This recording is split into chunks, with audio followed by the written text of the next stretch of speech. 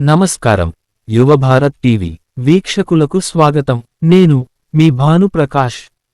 ముఖ్యమంత్రి చంద్రబాబు టీటీడీ అధికారులతో సమీక్ష. టీటీడీ అధికారులతో పద్మావతి అతిథి గృహంలో ముఖ్యమంత్రి నారా చంద్రబాబు సమీక్ష సమావేశం నిర్వహించారు.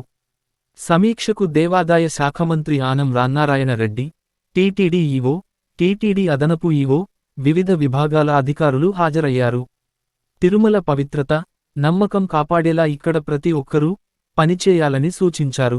కొండపై గోవింద నామస్మరణ తప్ప మరో మాట వినిపించకూడదని, ప్రశాంతతకు ఎక్కడా భంగం కలగకూడదని, ఏ విషయంలోనూ రాజీ పడొద్దని స్పష్టమైన ఆదేశాలు ఇచ్చారు.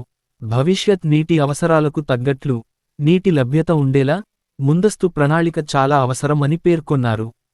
అటవీ ప్రాంత విస్తీర్ణం 72 నుంచి 80% పైగా పెంచాలని అధికారులకు ముఖ్యమంత్రి చంద్రబాబు సూచించారు. వీక్షకులకు ధన్యవాదాలు. మీ భాను ప్రకాష్, యువభారత్ టీవీ, ఆంధ్రప్రదేశ్.